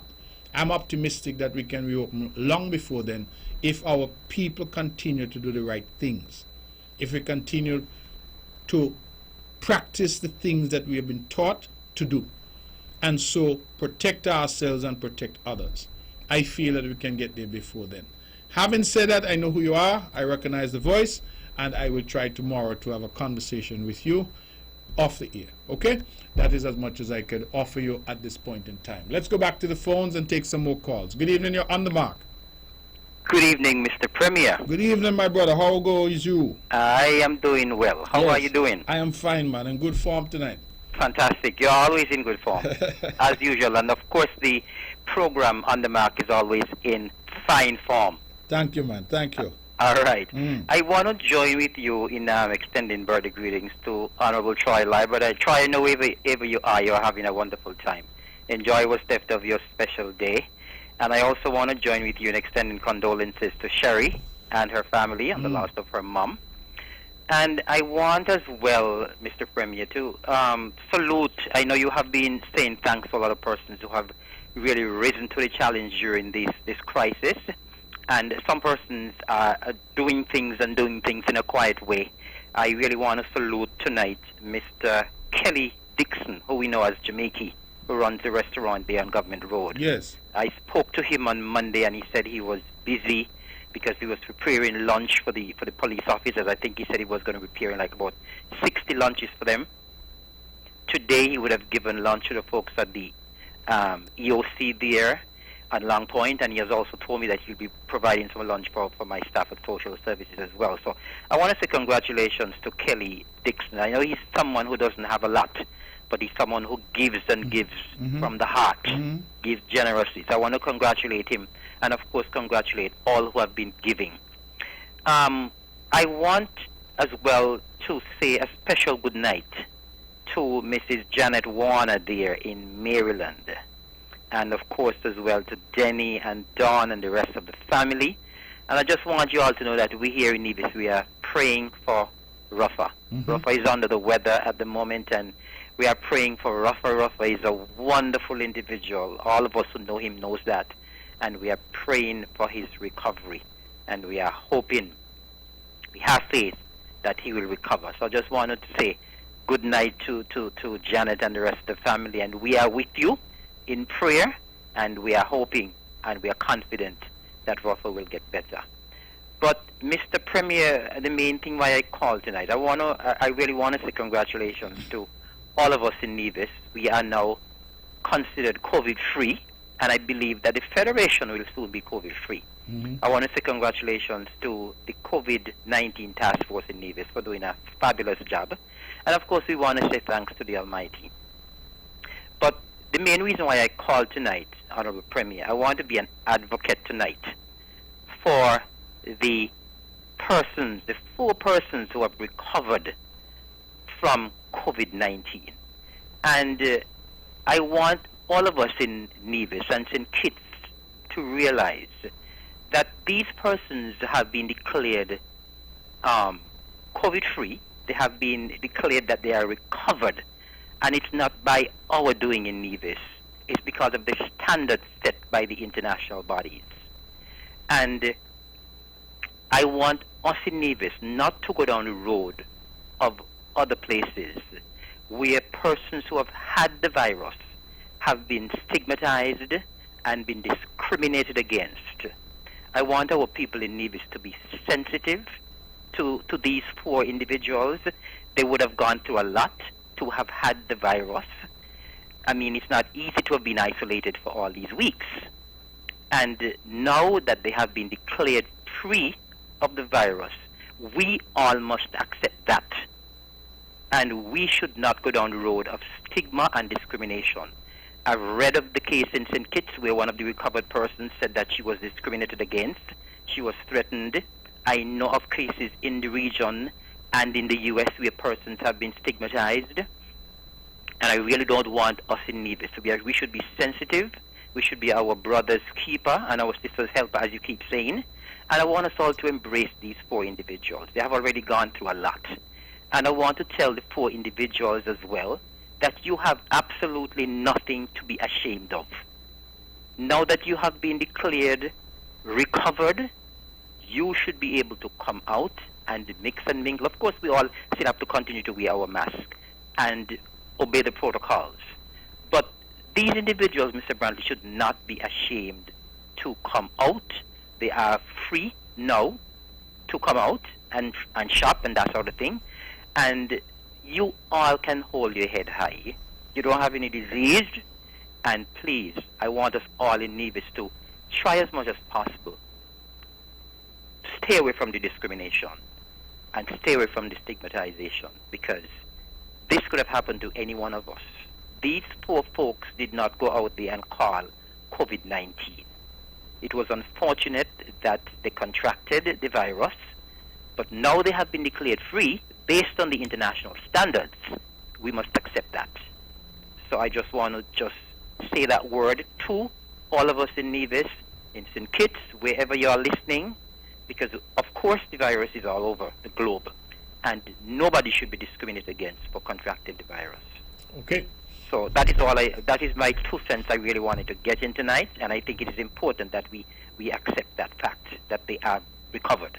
All right. Thank you very much, sir. Okay, thank you very much. Have a good night. Good night. You are absolutely correct. That's what the science has said, and we feel very proud. And these 4 people, I mean, I hear you say they have nothing to be ashamed of and all of that. I know that's the language you chose, but the truth is, as you rightly put it, they didn't go and bring COVID on themselves. It happened, and it could happen to any of us. And that's why I said that, you know, it's not knocking on some doors and not knocking on others. It's knocking on every door. We have to ensure that we keep it at bay. We have somebody holding. Let's go back to the phone. Good evening. You're on the mark. Hello? Hey, good evening, man. Yes, good evening. Hey, Mr. Bradley. Yeah. What's up? I'm calling from all the way from St. Croix. Good bird, man. Hey, how you doing, brother? How things in St. Croix? I'm cool. Everything good, you know. Everything good? You all still on lockdown or you all open up now? We never had lockdown yet. What? Well, when I mean lockdown, we don't have no coffee, but certain places been closed down, you know, bars and things. But well, the restaurant being open, but just to serve food and not drink. Okay. Otherwise, everything is nice. The beach open already, way back. But we only lose, I spoke with Mr. Evelyn about 2 weeks ago, but we lose 4 people so far. 4 people? Yeah. Okay. Otherwise, everything is working for now. All right. Well, thanks, brother. Thanks for the call, and you stay safe, okay? Yeah, man, I will stay Okay. back and hold me call out here, you know. All right, I Daddy. just want to give up my respect to everybody over there in Nevis, especially Pro Hill Crew. Yes, man. As always. Especially my brother Yama, the Wildwind family, man. Big up to all of them over there, man. All right. All right. The one and only Addy. Every time, man, every time. Blessing. All right, my brother. Take care. Thanks for the call. Right. Yeah, man, thanks. Okay. I just got a lovely message here. Some folks say that they're listening all the way in Houston, Texas. I got another message from somebody in Villarica in Georgia. Villarica mean what? Rich town, rich something. Rich people live in Villarica. I hope she's listening. I know she's going to be laughing when she hear that. My friend Ursula, I trust you're well. And of course, Marv and the whole crew in Atlanta as well. Good evening to all of them. It's really, really good to Devon, everybody in Atlanta. Good evening to everyone. And we have listenership really, I mean, literally all around the region and the world tonight. And I'm really happy for that. Let's go back to the phones. Good evening. You're on the mark. Hello? Hello? Okay, that caller isn't there, so we'll keep trying. We have 10 minutes to go. Numbers again, 869-469-1616. 869-469-1700. I also want to say good evening to my dear friends there in St. Thomas. My good partner Cecil Farrell, the man they call Shark, the man called Ronald Roach Maynard. All of these very, very close people. I want to say good evening to all of you. I know that they're listening there in St. Thomas as well, and That's the beauty about the show. You realize tonight we've had calls from the U.S. Virgin Islands, we've had calls from Montserrat, we've had calls from Bermuda, calls from the United States. We've had messages sent all the way from Houston, Atlanta, and the truth is that it just says the marvel of technology that we can sit here in a little studio here at Von Radio in the island of Nevis and reach the world. Let's go back to the phones then. Good evening, you're on the mark. Hello, good night. Good night to you. And how are you, Mr. Brantley? I am doing fine. How are you? I'm all right. Okay. What are you hear about, right? That I ain't hear nothing happening to help the busman them. Which busman? You mean passenger bus guys? Yeah, passenger bus, yeah. But they're eligible to get the $1,000 from Social Security. As self-employed individuals, they can apply. Yes, but I went there to flow to farm and they telling me that I not available to get the $1,000. Well, I don't know about that because I'm aware of other busmen who are benefited. So if you are registered as a self-employed individual because you own a bus, you're operating a bus, then you fall into that category of persons. If you have had your income impacted, that's what the Social Security relief was intended to do. So if you fall into that category, I'm not sure why they would tell you don't qualify. So if you driving for someone now, and then you go to them and you explain it to them. Well, if you're driving for someone and you're an employee of that individual. Yeah. So if that is the case, then your Social Security should be paid by that individual, and you should be able to go and say that because of the situation, your income has dropped, and therefore you are eligible for the relief.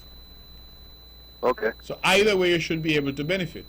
But the individual who's employing you should be able also to say to Social Security, listen, this is my employee, and I've had obviously to have the bus off the road, the bus hasn't been running regular, even when it runs, it only could carry a few passengers, and as a result, this pay. Let's say I used to pay the man $500 a week. I can't do that. I'm only paying him $2, so Social Security would top you up. Oh well, my employer is not paying Social Security for me, so that's out of the question for me. But you see, I mean, that's the problem now. Why is Social Security not being paid for you?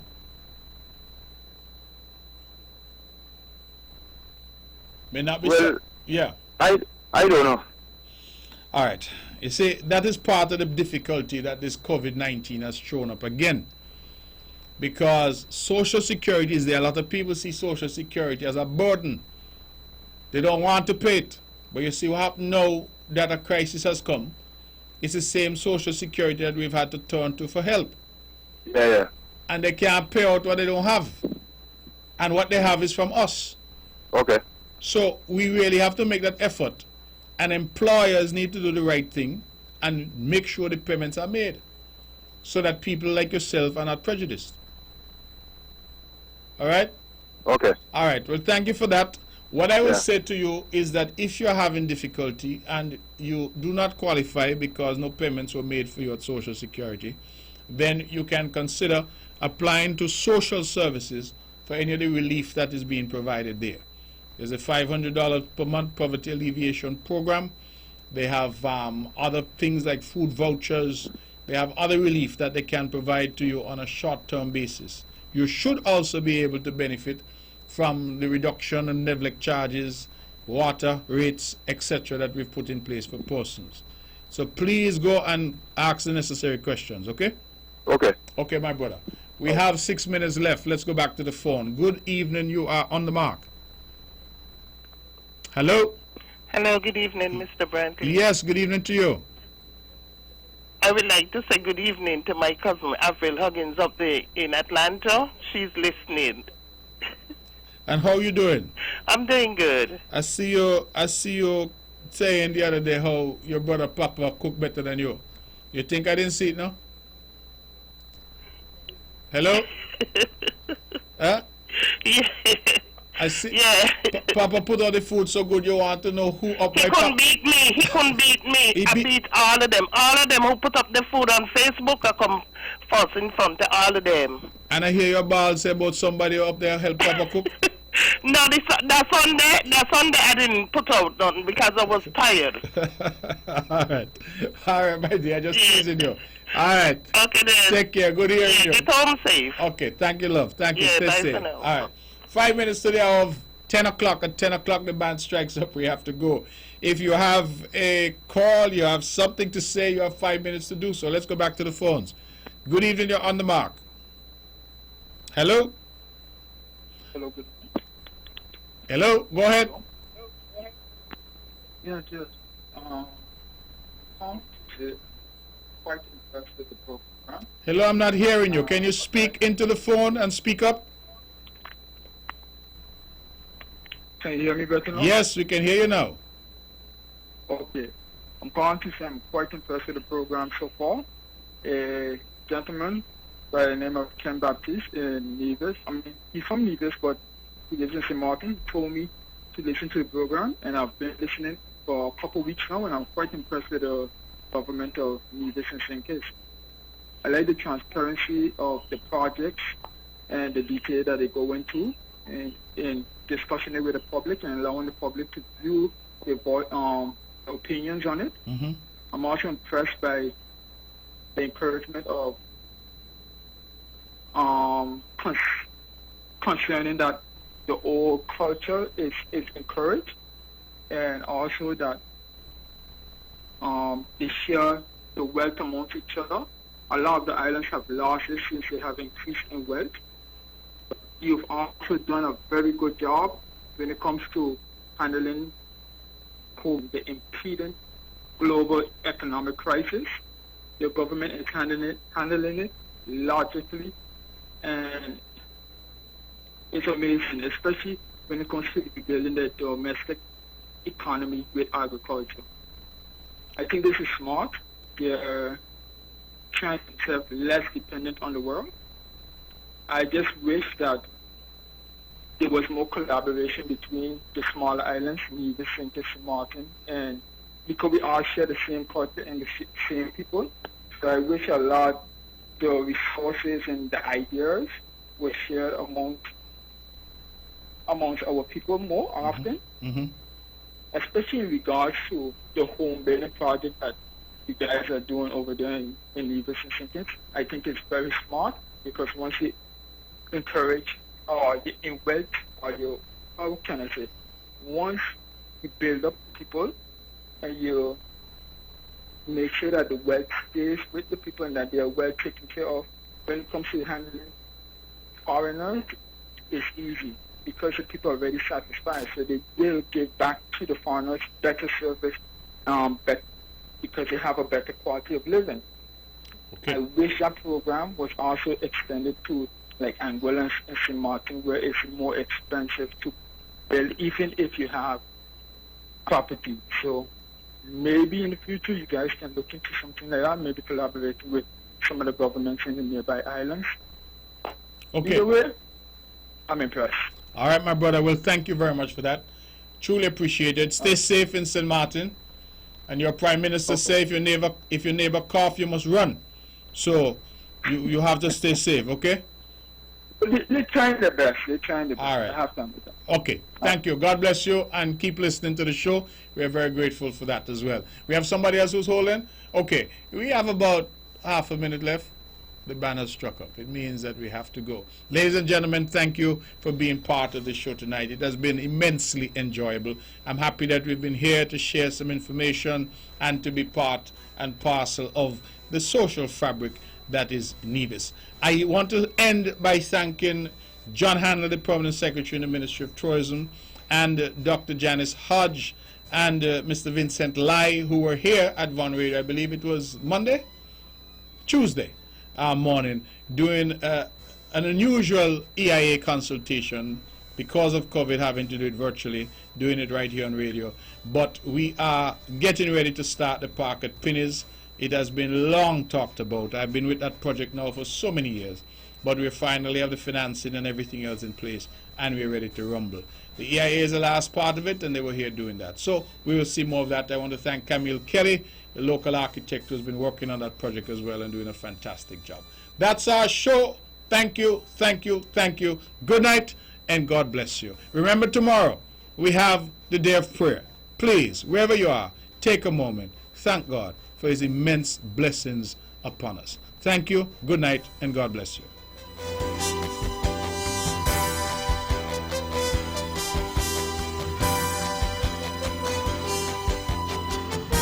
The views and opinions expressed on the preceding program were solely those of the participants and do not necessarily reflect the views of the Nevis Broadcasting Company Limited or its advertisers. With all the power from the tower.